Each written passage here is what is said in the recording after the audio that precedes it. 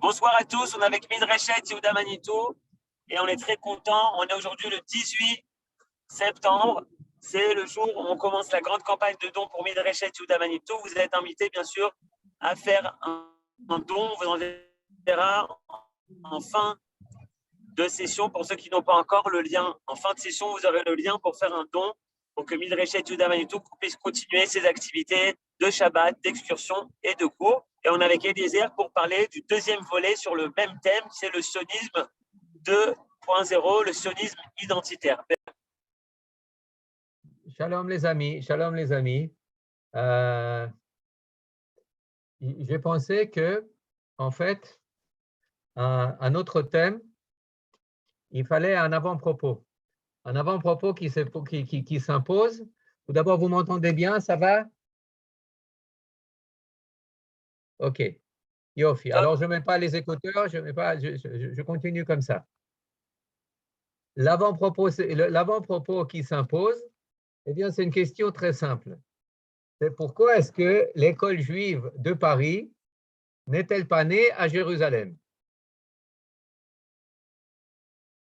Pourquoi est-ce que tous ces chachamim, tous ces juifs intelligents de gauche, de droite, rabbanim, professorim, séfarades, ashkénazes, Afrique du Nord, France, Alsace, et tous les autres, pourquoi est-ce qu'ils se sont donné rendez-vous à la Sorbonne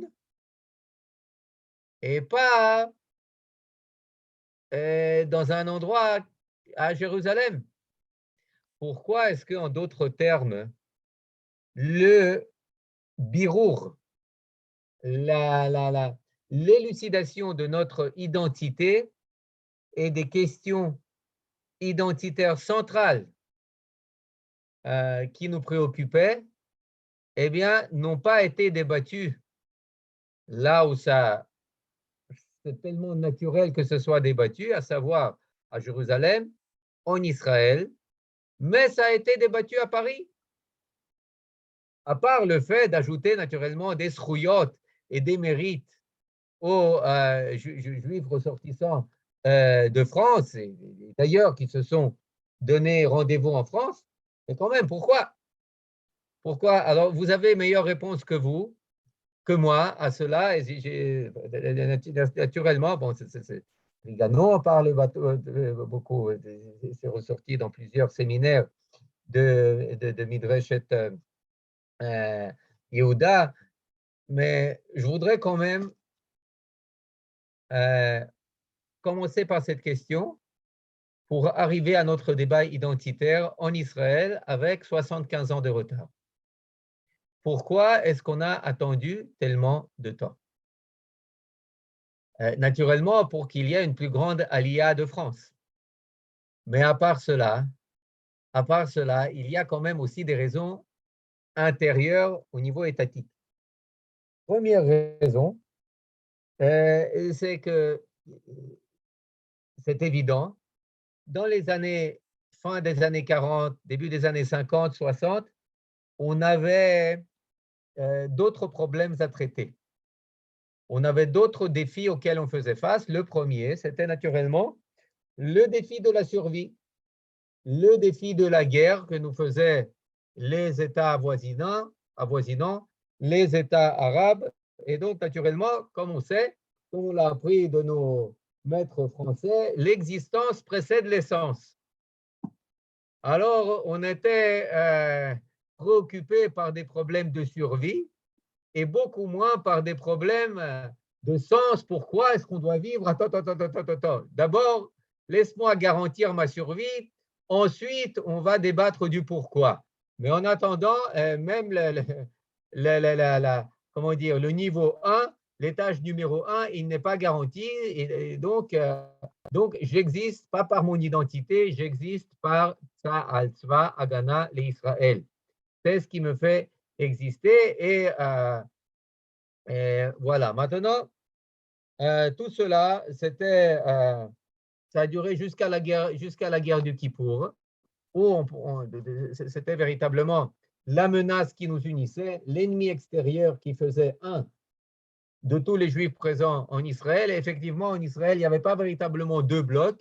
À l'époque, c'était un parti hégémonique qui s'appelait le Mapai, et tous les autres divergeaient sur tel ou tel point, mais sur les points essentiels, à savoir l'ennemi extérieur et quoi faire avec, tout le monde était d'accord, on faisait cause commune contre le monde arabe, etc., etc. Bon, après la guerre du Kippour, on a compris que oui, peut-être que la force, ça ne marche pas toujours. On a l'impression qu'on n'est plus aussi invincible. Et à ce moment-là, on a changé de disque.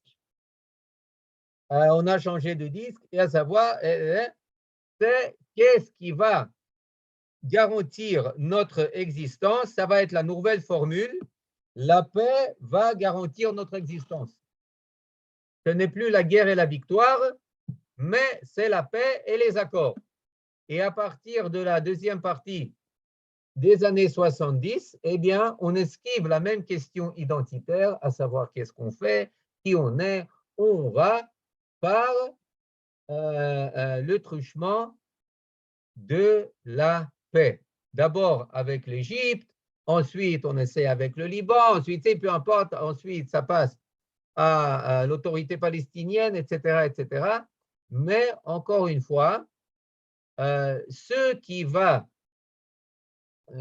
nous libérer de l'obligation de nous préoccuper du sens de notre retour, de notre présence, eh bien, ça va être l'acceptation.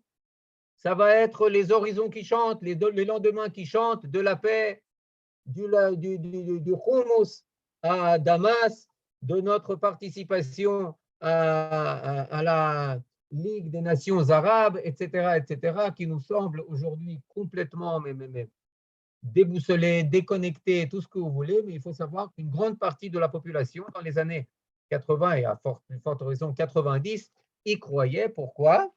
Entre autres raisons, pas seulement pour avoir la paix, mais pour avoir la reconnaissance, pour avoir l'acceptation et par cela la normalisation. La normalisation, on disait à l'époque, le seul problème que le sionisme n'a pas résolu, c'est celui de la normalité. La paix va nous le donner.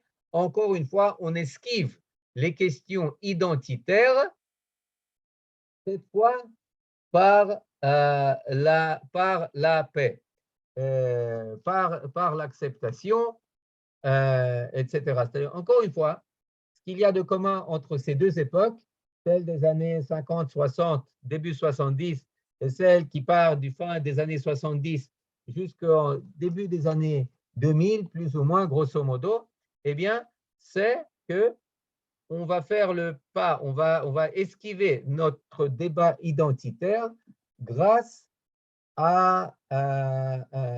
au monde extérieur, soit qui nous unit par sa menace, soit qui nous accepte par la paix, qui nous normalise sans qu'on ait véritablement besoin de débattre de qui on est, où on va et qu'est-ce qu'on veut devenir,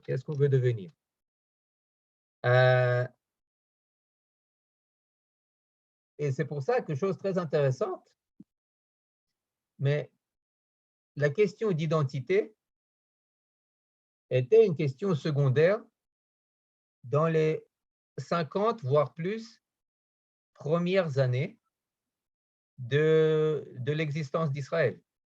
C'est une chose fascinante. C'est-à-dire, on existait, on pourrait dire au niveau identitaire par l'inertie, il y avait des choses qui allaient de soi, mais ce n'est pas qu'on en débattait. Et ceux qui nous unissaient, d'abord, c'est la menace. Ensuite, bon, on était devenus divisés parce qu'il y a juste une partie de la population qui croyait, qui avait foi dans les lendemains, les horizons qui chantent, etc., avant que ces horizons et que ce lendemain ne déchantent. Et donc, l'État était divisé. Il y en a ceux qui sont restés sur le passé ou qui voyaient les Arabes comme des ennemis et qui disaient non, on est encore unis par nos ennemis, et les autres qui disaient non, non, non, non, non, on va atteindre la normalité grâce à l'acceptation, grâce à la paix, grâce aux accords conclus avec l'Égypte, la Jordanie, les Palestiniens, etc., etc. Mais les deux esquivaient la question centrale, tant la droite que la gauche, qui était quoi? Qui était qu'est-ce qu'on est venu faire ici? Il y avait une plateforme commune qui disait on est le résultat de la Shoah, on est en état refuge, mais toutes les propositions qui étaient faites quant à la nature de l'État, c'est soit une réponse à la Shoah,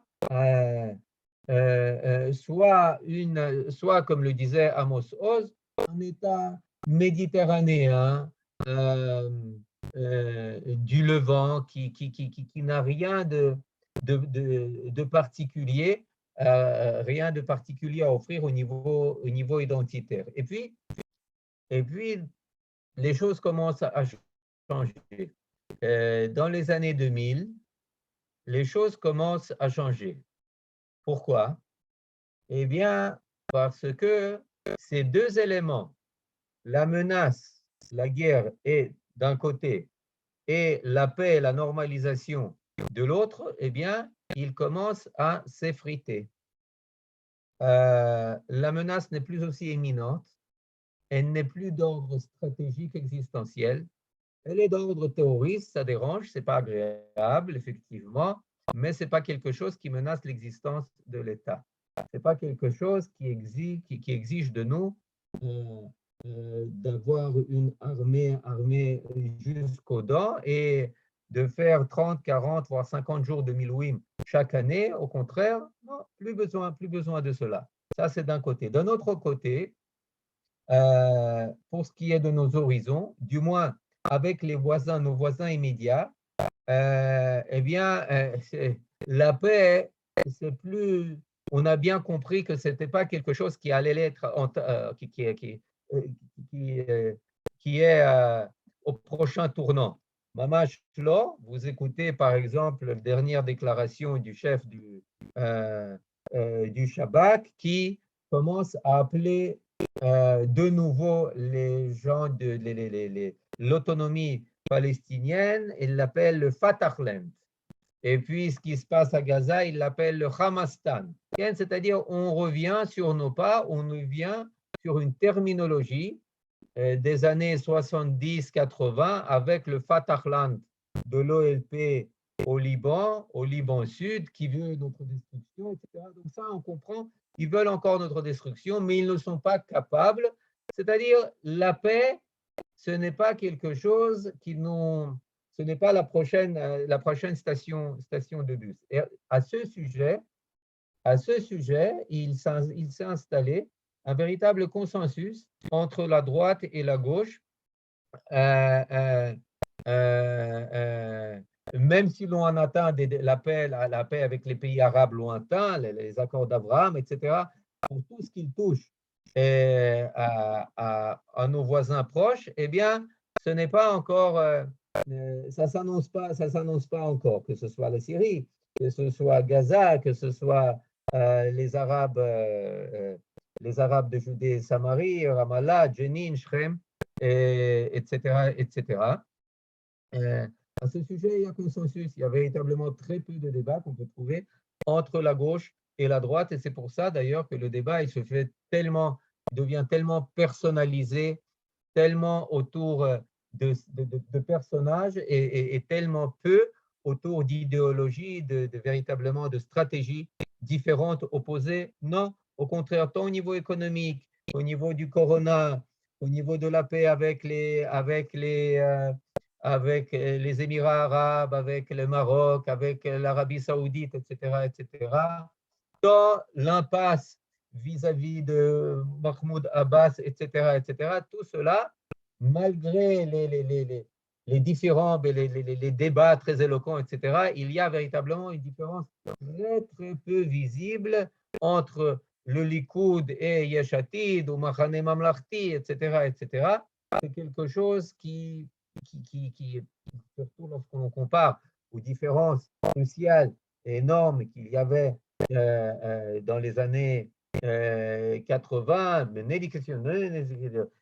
oui, échanger les territoires contre ne peut pas échanger les territoires. Ça, c'est quelque chose qui fait partie du passé. Maintenant, à la différence de cela,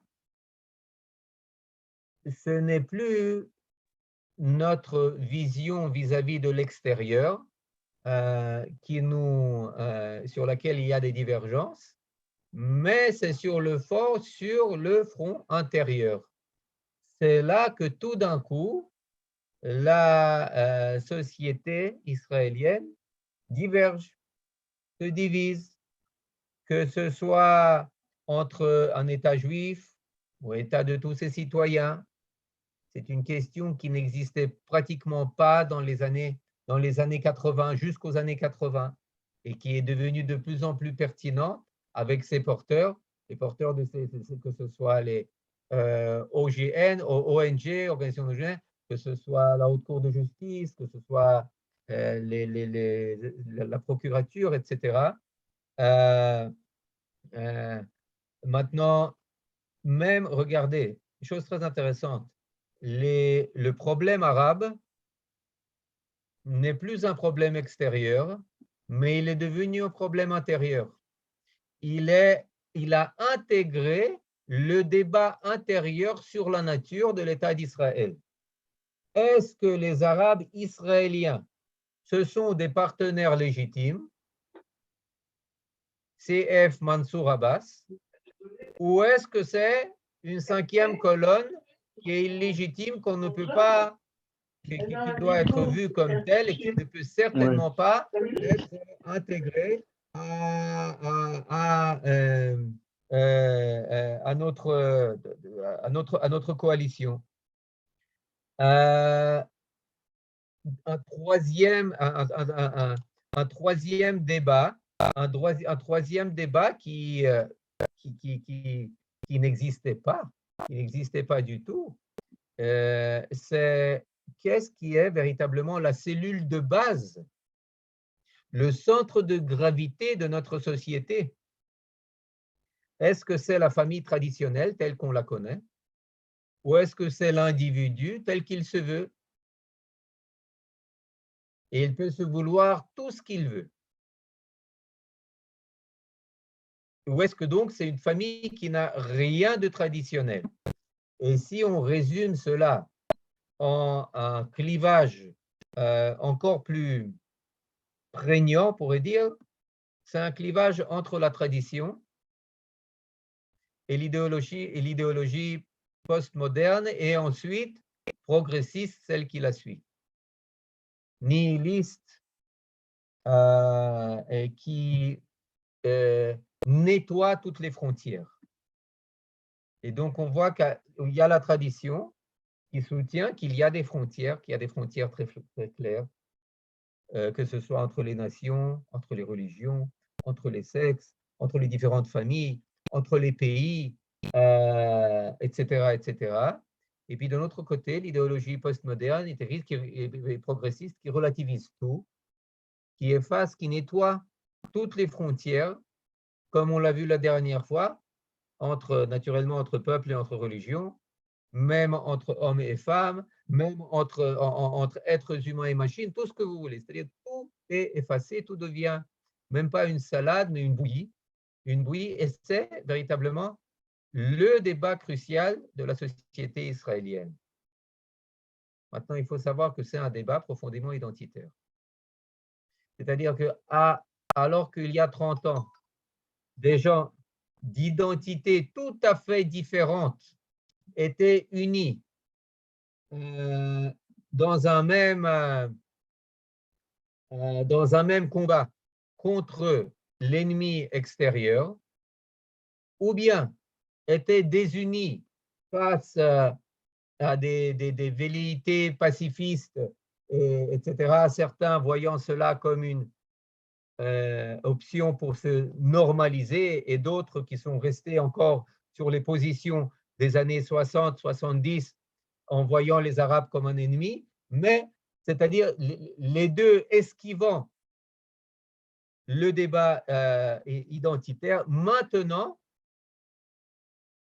toutes ces positions, toutes ces conceptions, toutes ces visions, eh bien, elles se trouvent pas ensemble, mais les unes contre les autres pour savoir, mais attendez, quel est le sens de notre présence ici, quel est le but de notre présence, quels sont les droits de notre présence, qui nous sommes, quelles sont nos frontières extérieures, quelles sont nos frontières intérieures. Cela est un débat profondément identitaire. Mon identité, c'est d'abord qu'est-ce qui me différencie de tous ceux qui ne sont pas moi.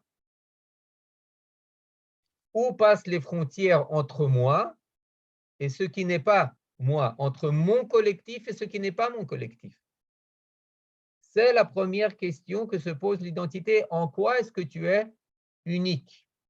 En quoi est-ce que tu es particulier? Qu'est-ce que tu as apporté à l'humanité, entre autres, que les autres n'ont pas? Qu'est-ce que tu sais faire, dire,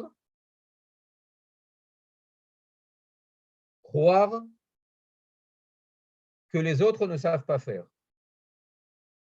Et puis, on voit que, quelles que soient les questions véritablement de l'intérieur que l'on traite, toutes sont pratiquement de l'ordre identitaire. Par exemple, on parle du problème de la Meshilut. Meshilut, l'exercice de notre souveraineté, que ce soit en Galilée, que ce soit au Negev ou que ce soit en Judée-Samarie. Aucune différence. Mais ce n'est pas une question de pouvoir. C'est avant tout une question du droit d'exercer ce pouvoir. Au nom de quoi? Au nom de qui? On peut parler de notre conflit intérieur entre Juifs et Arabes, qui est devenu encore une fois un conflit intérieur et pas seulement extérieur. Et là, la question se pose, mais attendez, pourquoi est-ce que, au nom de quoi, privilégier le collectif juif aux dépens du collectif arabe? Au nom de quoi?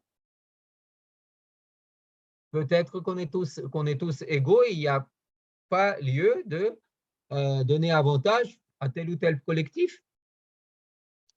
Peut-être que ce n'est pas légitime, etc., etc. Quelles que soient les questions qu'on pose, eh bien, on voit que la réponse réside dans la façon de considérer notre identité, qui nous sommes. Je regarde avant de continuer votre question. Chat, dans les premières années, le sionisme est considéré dans laquelle tout le monde se reconnaissait. Le sionisme ne représente plus l'identité dans laquelle tout le monde. Nachon, Brigitte, maintenant pourquoi? Pourquoi? Eh bien, attends, je te unmute. Bon, je t'unmute pas, ok, tu es unmuted. Non. D'abord, pourquoi, je ne vais pas monopoliser la parole, mais pourquoi l'école de Paris en France? En France, c'était une communauté qui avait besoin de retrouver son sens après la Shoah, ce n'est pas un pays.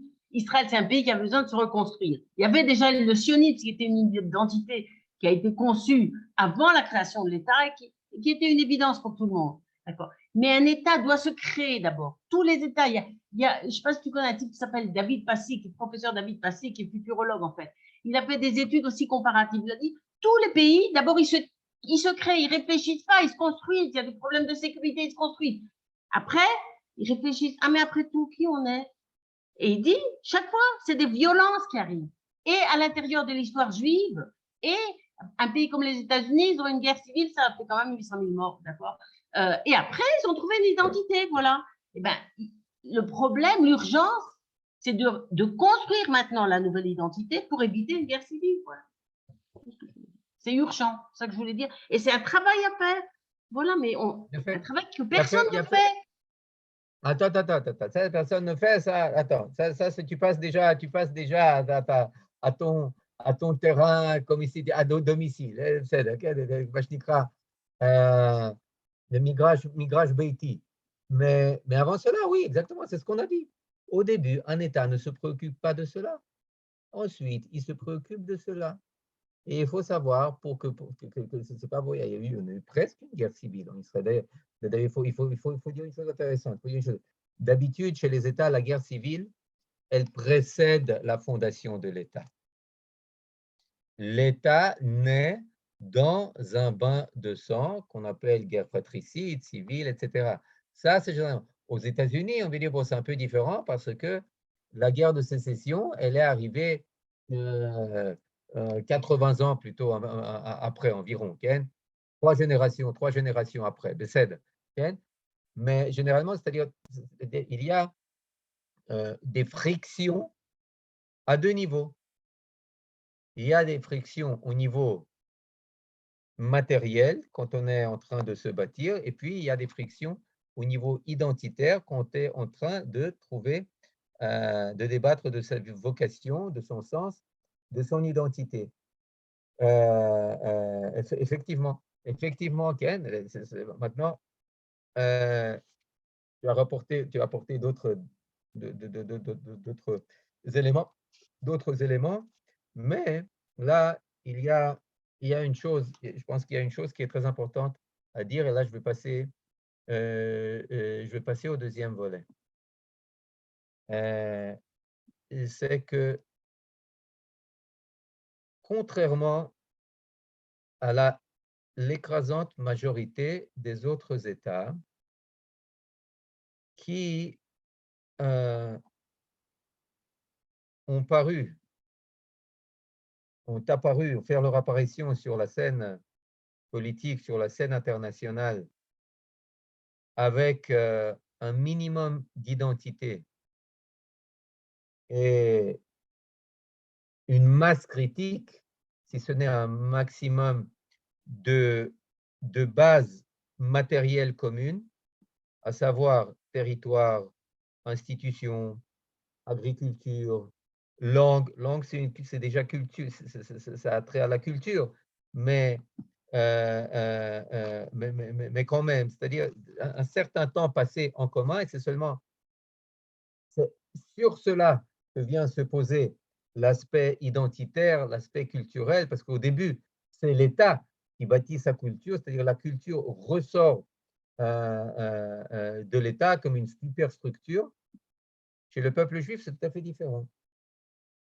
C'est une intensité identitaire très grande qui nous a portés durant 2000 ans de l'exil et qui ensuite a commencé à se réaliser avec les premières aliotes, les congressionnistes, etc., etc. Donc, quand on est venu, on avait un surplus d'identité et un manque de structure, alors que les autres nations, eh bien, elles sont dans un surplus d'État, d'économie, de base culturelle, et puis l'aspect identitaire, culturel, eh bien, il est venu s'ajouter, se développer plus tard. Donc, on aurait pu dire qu'avec l'État juif, eh bien, on aurait eu moins de problèmes à ce sujet. Attendez, je regarde vos questions. Etc. La guerre civile a été évitée grâce à Begin, oui, Nahon. Je ne suis pas d'accord avec Brigitte, l'État juif avait son identité, oui, c'est ce qu'on a, c'est ce qu'on a dit. Il avait une identité, mais il avait une identité passive.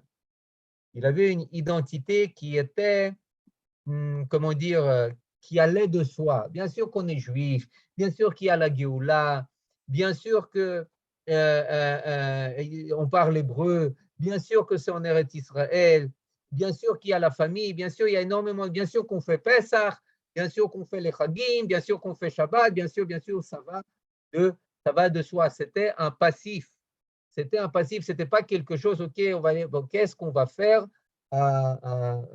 avec cela. Il y avait ces débats dans les kibbutzim, il y avait cela, mais du moment que le pays commençait à prendre formation, c'était des débats qui étaient mis sous sourdine.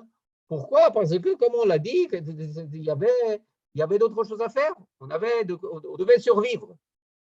Mais maintenant, la question qui se pose, c'est maintenant qu'on a survécu, maintenant qu'on entre de plein pied ce débat, pourquoi ne pas adopter, ne pas déclencher, ne pas rendre actif cet aspect identitaire. Et là, avant de répondre à cette question, je voudrais cesser de théoriser comme ça, mais en fait, revenir à notre Parashat Shavua qu'on vient de lire et qui, à mon sens, donne une réponse boule à cette question.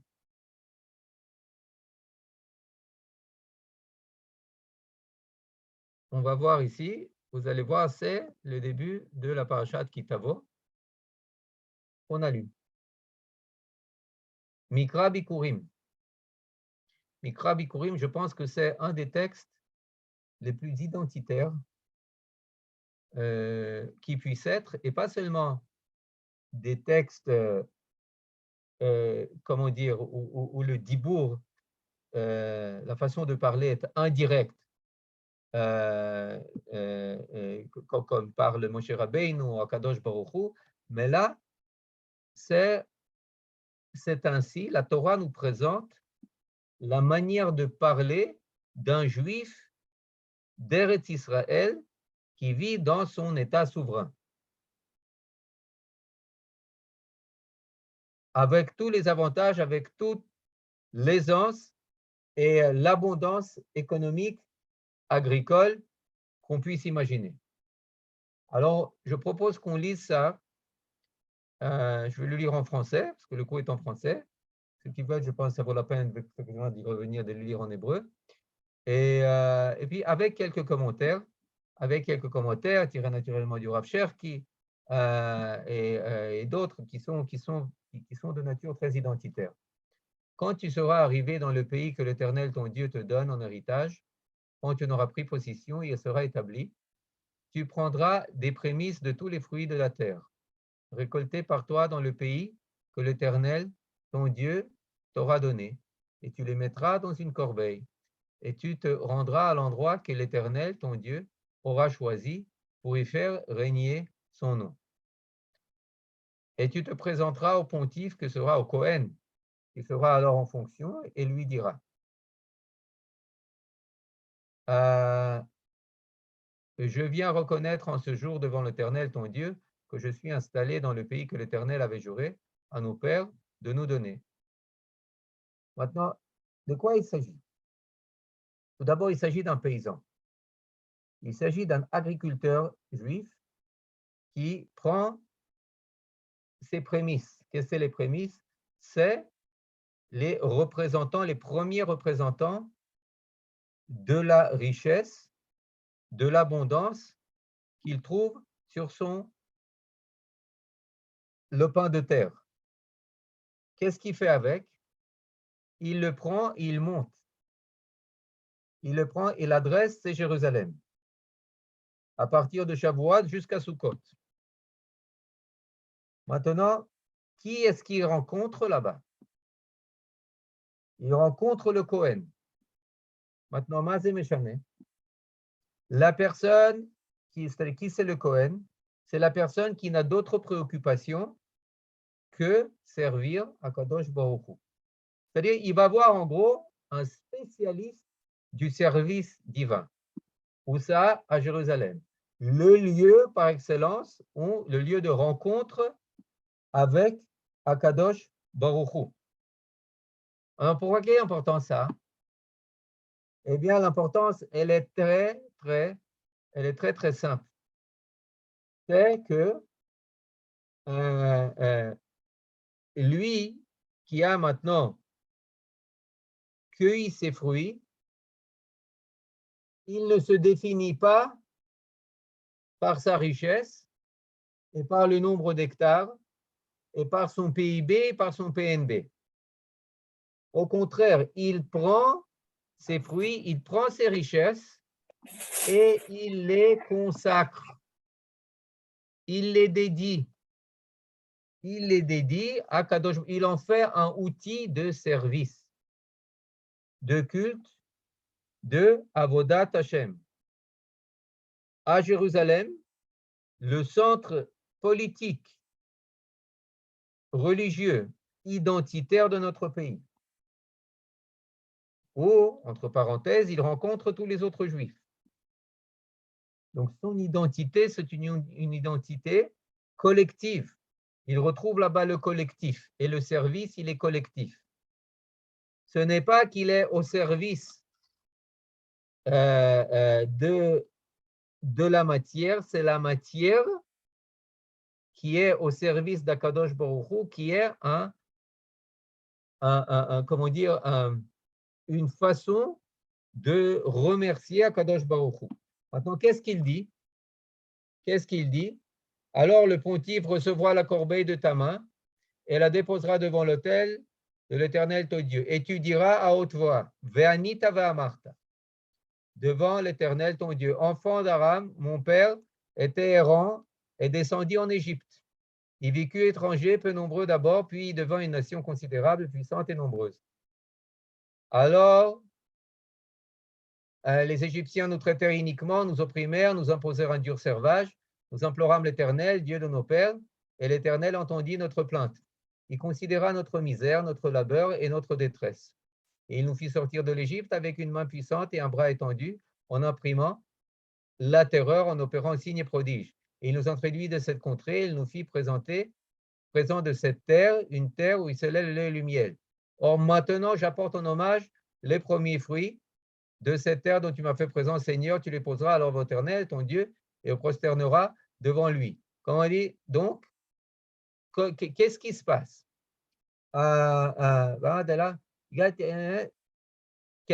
Qu'est-ce qui se passe? Je reprends le passouk, le 3e. Je viens reconnaître en ce jour devant l'Éternel, ton Dieu, que je suis installé dans le pays. Kibati, en hébreu, c'est plus clair. Kibati el haaretz. Attends. Kibati el haaretz.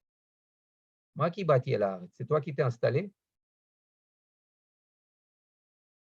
Tu arrives à Jérusalem maintenant, ça fait des siècles qu'on est là. Admettons, Bessed, tu arrives à Shiloh, ça fait des générations qu'on est là. Tu n'es pas arrivé, tu es né ici. Alors pourquoi tu dis, tu es venu, tu es arrivé? Je me suis installé. Je ne t'ai pas installé, c'est tes aïeuls qui se sont installés. Alors pourquoi tu te présentes ainsi? La raison, elle est très simple. La raison, elle est très simple. C'est que tu vois ta présence, même des décennies après l'alia de tes aïeuls, ou des siècles après, tu ne vois pas ta présence comme quelque chose de naturel qui va de soi. Tu vois ta présence comme résultat de la providence divine. Tu vois ta présence ici comme si tu es arrivé. Vous savez, c'est comme on dit dans la Haggadah. Et ce que dit le Rambam, Ken? Chayav kol adam lirot tatzmo ki'ilu yatsa mitzrayim. Chacun de soi doit se considérer comme s'il est lui-même sorti d'Égypte. Eh bien, je pense qu'on peut rajouter à cela une chose très importante. Chacun doit se considérer comme s'il est lui-même entré en Eretz Israël. Pas ses parents, pas ses grands-parents, non, lui-même. Lui-même. Pourquoi? Parce que s'il ne se conduit pas ainsi, eh bien, il va se percevoir comme sa présence, comme quelque chose qui va de soi. Je suis en Israël, comme un Français est je ne sais pas moi, en Bretagne, en Bourgogne, peu importe, en Champagne, là, je suis ici, pourquoi? Comme un Anglais maintenant est dans le, je sais pas, Worcester, peu importe. Non, c'est pas ainsi que tu dois te considérer. Tu dois t'appréhender comme quelqu'un qui est venu, qui est entré par la grâce de Kadosh Baruch Hu, dans le cadre du projet du Kadosh Baruch Hu. Et c'est pour ça que tu récoltes tes prémices et tu ne les manges pas sous ton arbre. Non, tu vas les manger à Jérusalem. Et tu vas, enfin, les prémices, tu ne les manges pas, mais tu amènes tes fruits, tu les consacres, tu en fais quelque chose tu en fais un service divin, tu en fais un service national, tu en fais un service de l'alliance, tu en fais un lien de l'alliance et une réaffirmation de l'alliance. L'alliance est contre nature. L'alliance n'est pas quelque chose de naturel. Et comme témoignage de cela, la simcha, ça commence par vaya kitavo, vaya. Cette formulation, c'est la shon simcha, et ça se termine aussi par la simcha. Regardez, à la fin de cela, il nous introduit, or maintenant, j'apporte le main, et tu vas devant l'éternel, ton Dieu, et tu te prosterneras devant lui, et tu te réjouiras pour tous les biens que l'Éternel, ton Dieu, aura donnés à toi et à ta famille. Pourquoi? Moi, je me réjouis dès que je récolte. Je me réjouis lorsque je vois, je vois les arbres fruitiers qui sont là, avec des pommes, des figues, des trucs gros comme ça, qui pendent des branches. Mais non. Lo evanta klum. Lo evanta klum. Tu te réjouiras uniquement après que tu les auras apportés à Jérusalem et dit ton Mikra Bikurim.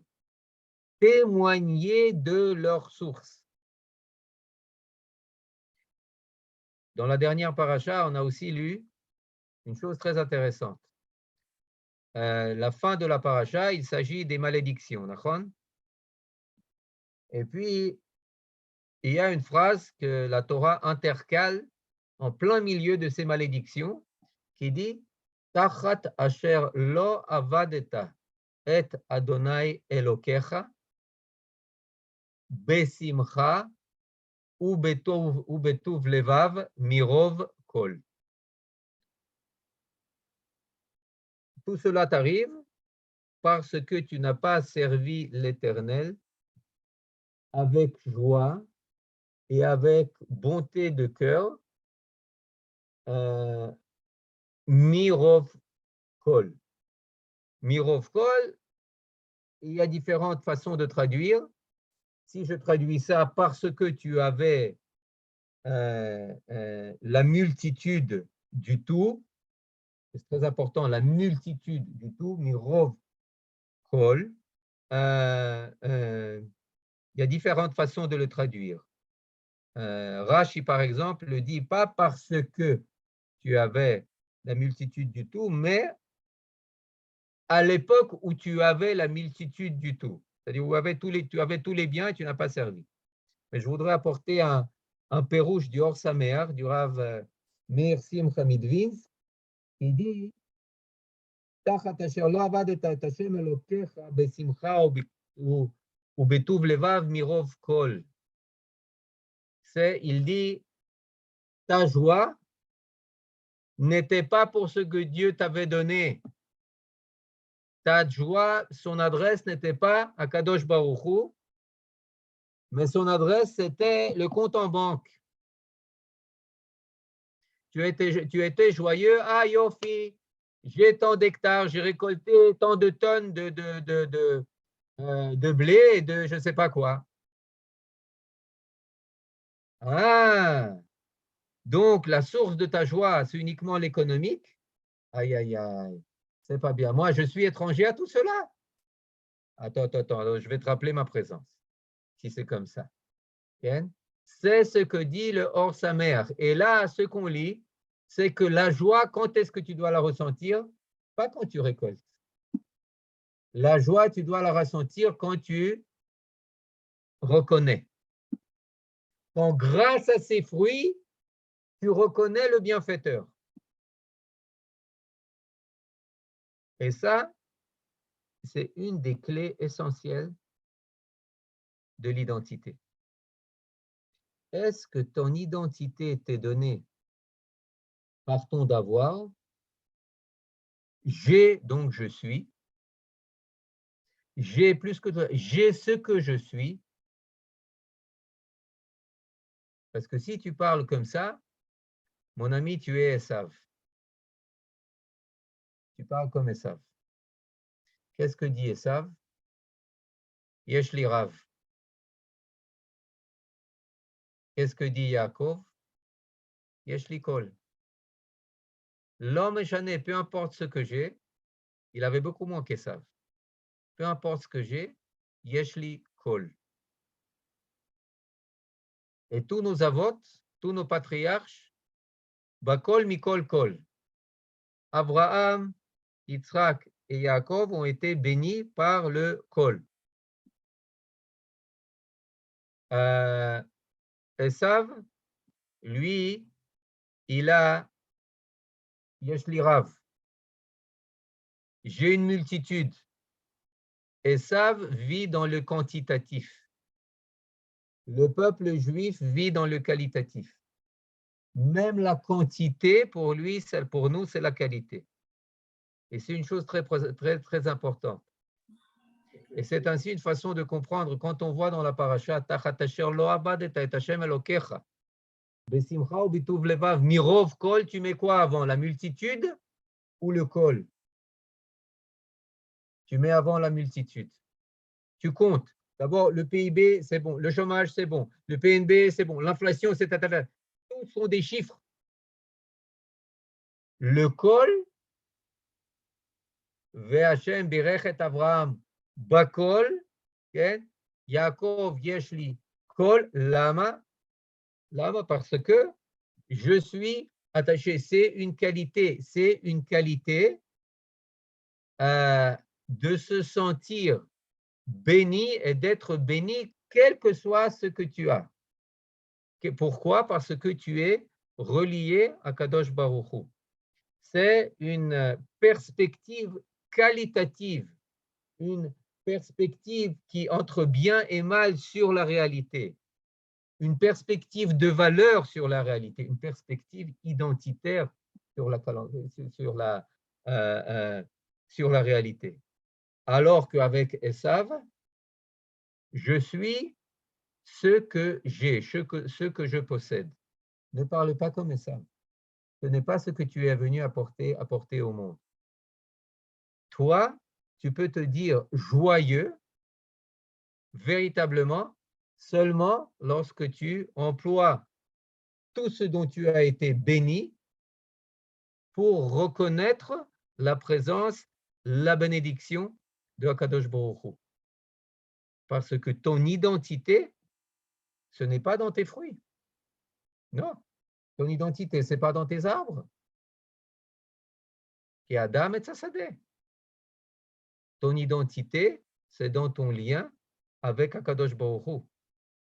C'est dans ton lien avec Jérusalem. Pourquoi tu vas à Jérusalem? Pourquoi tu ne restes pas chez toi? C'est dans ton lien avec ton peuple. Pourquoi tu vas à Jérusalem? Pour rencontrer toutes les tribus d'Israël. Ce n'est pas chez toi. Ton identité, ce n'est pas tellement ton secteur. Ton identité, c'est ton secteur plus quand il est inséré dans le peuple d'Israël. Comprenez? Donc, lorsqu'on lit ce texte d'une lecture identitaire, il nous donne un tout autre sens. À partir de quand est-ce que tu commences ton récit national?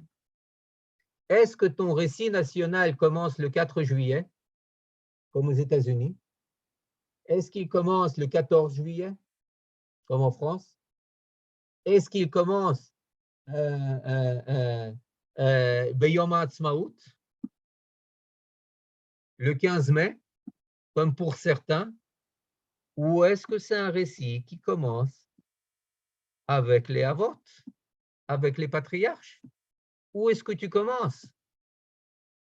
Ouais, c'est comme Sharansky, il a dit une fois, en citant un ami, Moi, je faisais mon alia, je pensais que je venais dans un état qui était 3 fois millénaire. Et puis tout d'un coup, j'ai compris que beaucoup de gens ici, pour eux, l'année 0, c'était soit la Shoah, soit 48, les Havdil. Soit 41, 42, avec le début de la Shoah véritablement, soit 48. Moi, je pensais que je venais dans une superpuissance morale et identitaire qui commençait le décompte bien avant. Comprenez? Donc, mon identité, c'est où est-ce que je commence au niveau chronologique, temps, et où est-ce que je commence au niveau géographique, lieu. Mon temps, c'est Abraham, Yitzhak et Yaakov, Vetzafona. Mon lieu, c'est Yerushalayim, Leva Aret, Judée, Samarie, Eret Israël. Mon peuple, c'est Am Israël. Mon héritage, on parle aussi de son héritage. De tout cela, il parle, regarde, il s'agit ici, te donne un héritage. Quand tu seras arrivé dans le pays que l'Éternel, ton Dieu, te donne en héritage, c'est une terre que j'ai reçue. Ce n'est pas à moi, rien n'est à moi. Tout est à lui. Je pense, et on peut continuer beaucoup, dire encore beaucoup de choses, mais il n'y a pas d'identité véritable sans reconnaissance. Il n'y a pas d'identité véritable sans reconnaissance de qui est ta source. C'est soit tu es une source, tu as une source, soit tu es Dieu, qui est la source de toi-même. Et ça ne marche pas parce que c'est une fausse identité, c'est une identité qui va exploser parce que tu n'es pas Dieu. Donc, une identité commence par la reconnaissance. Maintenant, tout ce que tu as, ça doit être au service de cette reconnaissance. Et c'est pour ça que ce personnage générique présenté dans la paracha Kitavo, c'est un personnage qui a tout. Yesh lo kol. Yesh lo kol. Il a sa terre, il a ses vergers, il a ses arbres, il a son revenu, il a sa famille, il a son royaume, il a son État, il a sa capitale. Et grâce à tout ça, certains diront malgré tout ça, il apporte tout ça et il dit à Kadosh Baruch Hu, Toda. Et il vient chez une personne et il dit cela devant une personne qui n'a rien. Le Kohen n'a rien. Il n'a pas de terre, il n'a pas d'arbre. Brigitte Labrioute, il n'a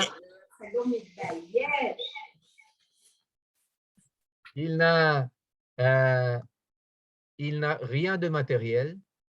Et je viens devant cette personne et je fais Mikra Bikurim. Je lis devant lui ce témoignage qui est historique, national, religieux et un témoignage de reconnaissance. Et je pense que la clé de notre identité, avant qu'on commence de débattre à droite, à gauche, etc., c'est dans cette reconnaissance. Parce que du moment qu'on reconnaît chez Eloïchi que notre conflit avec les Arabes, ce n'est pas personnel. Rien de personnel. C'est qu'on est là en tant qu'émissaire. Slicha,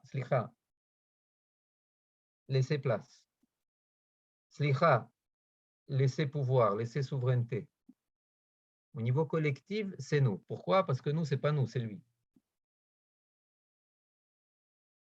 Et voilà les frontières. Ce n'est pas que nous qui décidons. Les frontières, ce n'est pas le résultat de notre force. C'est le résultat de sa décision à lui. Et l'économie, bah ouais, on réussit, mais ce n'est pas seulement parce qu'on a des Yiddish-Kopf, parce qu'on est tous des Wunderkind. Non, c'est parce que c'est lui qui nous a donné cette force. Et la Meshilut, ce n'est pas par fascisme, l'exercice du pouvoir. c'est pour être Mamlechet Kohanim Vegoy Kadosh. C'est-à-dire, je pense que c'est seulement quand on a une vision claire de notre identité qu'on peut entrer dans le débat avec des personnes qui sont d'accord, qui ne sont pas d'accord, mais tout est là. Le livre de Devarim, le Chumash Dvarim, il s'adresse à la génération qui entre dans son pays. C'est le livre identitaire par excellence. Et c'est, il faut le savoir, comme l'a dit qui est un véritable spécialiste de l'identité, je crois que vous devez l'inviter. Je propose maintenant, je devez absolument l'inviter, c'est Asher Zanzouri, Bernard Zanzouri. Un éducateur, on travaille, c'est un ami à moi et un collègue, et on travaille beaucoup, beaucoup, beaucoup ensemble. Ça va sortir un livre, un spécialiste très, très grand de l'éducation, à tous les niveaux, et pas seulement. Et pas seulement, on travaille sur cela, on voit partout, dans toutes les écoles, dans toutes les organisations avec lesquelles on travaille, les questions sont des questions d'ordre identitaire, d'ordre du pourquoi, quels sont nos buts, quelles sont nos sources. Voilà, je pense, regarde, je vais cesser le partage. Et voilà, il y a beaucoup de questions et on va passer aux questions, d'abord par écrit, ensuite oralement. Regarde. Je ne suis pas. À chaque génération, on sort d'Égypte. Nachon, Judith, et à chaque génération, on doit se voir comme quelqu'un qui entre en Eretz Israël. Et on doit se voir comme quelqu'un sorti d'Égypte, résultat de l'histoire, et qui entre en Eretz Israël. Pourquoi? Pour que tout soit nouveau, tout soit providentiel et pas naturel. Au nom de cette appropriation culturelle, ce n'est pas possible que chacun soit enfermé dans sa propre peau, que chacun ne puisse plus parler qu'au nom de son identité. La vie consiste à sortir de sa propre maison, pour sortir de soi, de son identité et s'ouvrir. Il y a fait, Delphine. C'est à moi ça. Oui. Je veux un couteau. Un couteau. Non, je veux un couteau. Des couteaux qui. Dans son dernier livre, ce n'est pas un Hajar, n'est-ce pas? Un des derniers livres. Effectivement, ce n'est pas pour rien. C'est pas pour rien qu'il y a aujourd'hui une véritable croisade contre l'identité. Une véritable croisade contre l'identité parce que l'identité oblige. Et son absence, eh bien, elle nous rend libre de faire ce qu'on veut. Donc, le monde progressiste, il balaie toutes les identités existantes et rend ce qu'on appelle le hardware, il le rend software, c'est-à-dire toute une question de choix, etc., sauf certaines identités qui bousculent, qui sont des identités véritablement anarchistes, des nouvelles identités qu'il crée pour nettoyer les autres. Mais effectivement, c'est soit l'identité qui oblige, qui responsabilise, qui force à assumer et qui donne des buts, soit un vide identitaire qui fait de moi un bouchon qui suit le courant avec une impression de liberté, mais une réalité de perte totale de mon libre arbitre et de ma capacité de choisir. Delphine Orviller, effectivement, ce n'est pas pour rien que certains cela choisissent comme nouvelle pitié, nouvelle maître à penser. Mais la majorité d'Israéliens ne se reconnaît pas du tout dans ces versets qui sont pour eux lettres mortes. La véritable question est comment puiser dans le Tanakh les fondements concrets d'un État juif. Brigitte, là, je ne suis pas du tout d'accord avec toi. Je ne suis pas du tout d'accord avec toi. C'est-à-dire, on voit que, au contraire, c'est-à-dire, Moi aussi, je ne suis pas d'accord. on nous présente, mais merci. Je ne suis pas d'accord. Yeah, j'en ai deux. Véritablement, on nous présente, on essaie de nous faire voir le peuple à travers de la perspective de certains extrêmes très bruyants, mais qui ne sont véritablement pas représentatifs. Dans tous les sondages, dans toutes les, on l'a vu, les chansons, etc., au contraire, c'est une identité des motifs juifs, des motifs très juifs qui ressortent, et au contraire, ça, comme motif, c'est quelque chose qui peut être perçu comme beaucoup plus général, pas quelque chose de strictement religieux, rigoureusement orthodoxe, comme ça, ou Bassar Bechalab, etc., Ilchot Tfilin. Là, c'est quelque chose de très général qu'on peut entendre de beaucoup de gens qui ne portent pas de kippa. Commencement au Mont Sinaï et recommencement et continuation en Eretz Israël. Le problème identitaire, Nadine, vient de cette coupure chez les Israéliens chiloniens avec notre histoire trimillénaire et notre rapport à la tradition. L'école évacue de plus en plus Nachon, et c'est pour ça qu'il y a aujourd'hui une révolte des parents, même une révolte des enseignants, et il faut renforcer cela et ne pas être fier de notre identité dans son entièreté. Oui, je pense qu'on peut aller maintenant discuter librement, ouvertement. Eliezer? Ken. Oui. Bon. Bonjour Eliezer, c'est Maurice. Salut Maurice. Salut. J'aurais aimé savoir comment tu réagis. Des livres entiers ont été écrits sur Bereshit et sur Réchit. Alors, est-ce qu'on ne pourrait pas lire Réchit comme les prémices, justement, Réchit Kol Pere Adama, et qui entraîne la gratitude, qui entraîne la reconnaissance, et tout de suite après, Bara Elohim et Hashamayim ve'ataretz, et on a tout le descriptif de la création du monde, et on fait le lien entre la reconnaissance qu'on doit avoir vis-à-vis d'Hachem. Rashi Mefourash, tu viens de dire un Rashi Mefourash.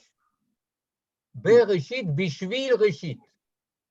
Mais Réchit dans le sens de prémisse. Dans le sens de prémisse. Oui. Israël, chez Nikéo Réchit, Israël est appelé Réchit, Réchit Tevuato, et Torah chez Nikret Réchit. Aussi, je ne me rappelle pas du.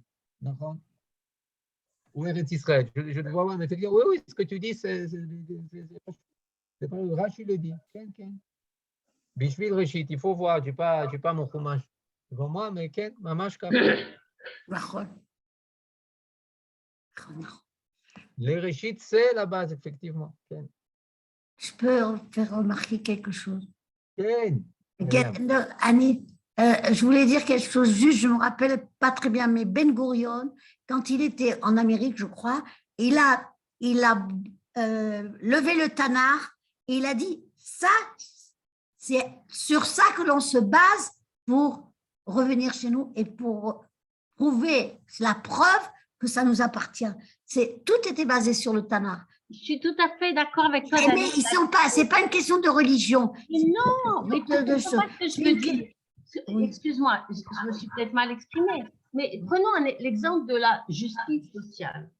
Pourquoi on ne créerait pas dans ce pays une forme de justice sociale qui corresponde à ce qui est marqué dans nos propres sources? Encore une fois, si on prend au sérieux les textes de notre tradition, comme disait Manitou, alors, dans le Tanakh, il y a aussi de quoi créer une société en Israël qui soit différente et qui soit véritablement authentiquement juive. C'est de cela que je parle, c'est-à-dire pas seulement tout ce que vous dites, c'est très, très, très important, mais ça ne suffit pas, à mon avis. Dans l'éducation aussi, dans la manière d'appréhender les nouveautés technologiques et scientifiques. Pourquoi ne crée-t-on pas ici une structure d'accueil pour ces choses-là, quelque chose qui nous soit propre?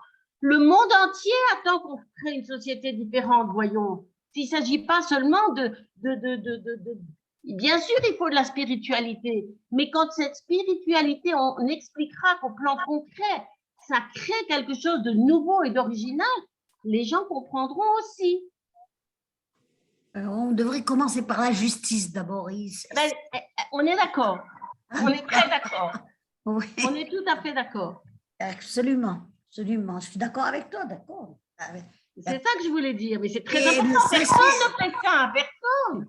Même dans la justice, ça commence petit à petit. Ça prend du temps, ça prend du temps.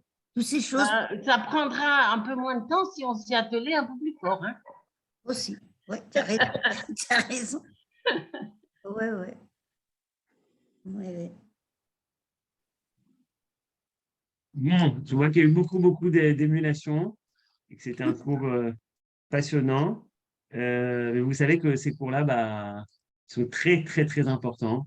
On a besoin de ces cours, mais sans Midrashet Yehuda Manitou, ça n'aurait pas lieu. C'est bien sûr Eliezer qui répond toujours oui au cours, une invitation de Brigitte et du comité. Voilà, c'est le moment de faire un coup. Vous allez voir la campagne. Midrashet Yehuda, c'est d'abord le souvenir impérissable de Manitou. Je me trouve souvent en France et on me pose souvent la question suivante.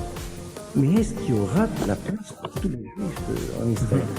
Et j'ai l'habitude de répondre, en tout cas je crois que pour un, il y a de la place, c'est celui qui a posé la question.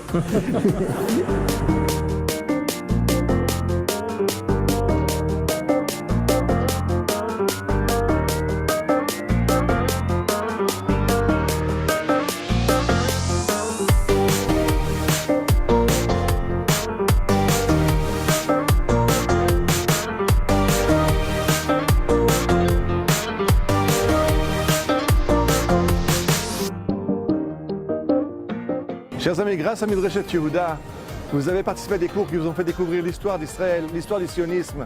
Avec moi, on a parlé des pirates juifs en Méditerranée, on a parlé de l'aliyah des juifs du Yémen, de l'aliyah des juifs d'Éthiopie. Nous avons découvert les palmiers qui sont revenus en Israël.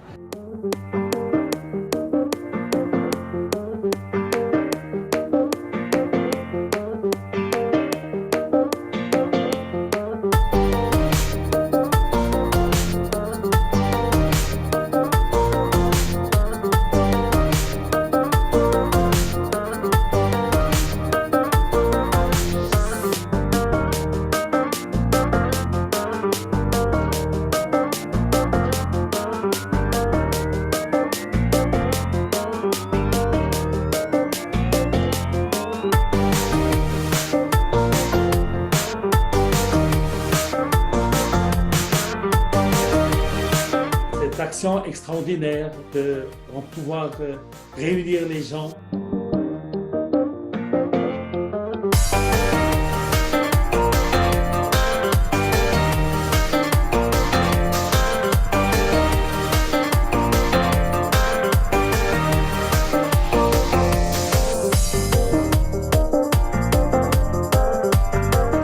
En rendant hommage aux grandes figures du judaïsme français.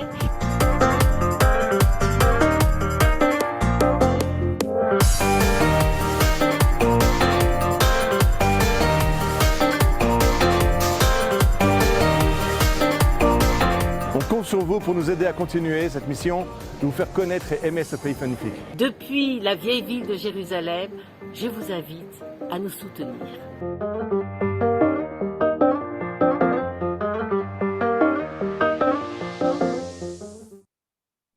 Et voilà, comme vous avez compris, c'est donc la campagne de dons annuelle. C'est une fois dans l'année que Midrashet Yehuda Manitou vous demande votre aide. C'est pour vous aider en fait, puisque après vous profitez de super cours. Donc voilà. J'ai envoyé mon maintenant- chèque trop tôt. J'ai envoyé Vous mon pouvez- chèque trop non, tôt. c'est Vous jamais l'avez trop reçu tôt. quand même? Les mitzvot, il faut les pas faire. grave, aux c'est pas Zrizim, grave. à la maison. Non? Mais bravo, Eliezer, si tu veux réagir sur la campagne de dons et sur les questions qu'il y a eu face à ton cours. Cher Gadol, c'est jamais trop tôt, c'est jamais trop tard. Non, véritablement, et moi aussi, je veux pas les attachés qui viennent participer, c'est très important. Je pensais recommencer tous les 3 Je veux mois. dire une chose. On peut Moi, je ne veux recommencer pas tous parler les des lecteurs. Je ne veux pas parler des conférenciers, ils sont fantastiques, ils sont géniaux. Je veux parler d'une communauté unique que vous êtes. Non, je ne le dis pas parce que qui pas seulement fait travailler, fait réfléchir, fructifier, mais qui est véritablement quelque chose de passionnant avec un intérêt, une humilité, malgré les connaissances, malgré l'expérience, malgré toutes les choses, tous les témoignages que vous pouvez apporter, c'est quelque chose de très, très, très rare. Et je pense que c'est très important de le savoir. Yashar Koach Gadol, Yashar Koach aux organisateurs, Yashar Koach au VAD, au comité, Yashar Koach Gadol aux participants. C'est quelque chose d'absolument unique qui va pas du tout de soi, qui n'est pas une évidence. Amash. Vraiment, on compte sur vous parce que sans ça, on ne pourra pas continuer. C'est très, très important. C'est maintenant. On a 3 journées pour le budget de toute l'année. Et on a plein de projets. Ce n'est pas seulement ce qu'on a fait par le passé, mais c'est ce qu'on va faire dans l'avenir.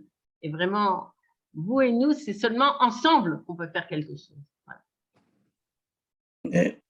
Vous faites des formidables. Et je vous remercie. Merci Robert. Merci à tous. Et on a, c'est bon, 10 minutes de pause. Est-ce qu'on enchaîne par un deuxième cours super? Cette fois, ce sera Torah Netto, sans parler, Stan, je rigole. On va parler avec le Rav Shuraki. On a parlé de paracha Torah, de la semaine. on a parlé beaucoup de Torah. Je sais. Kol Tov, à tout de suite. Kol Tov, Shana Tova. Shana Tova. Shana Tova. Shana Tova.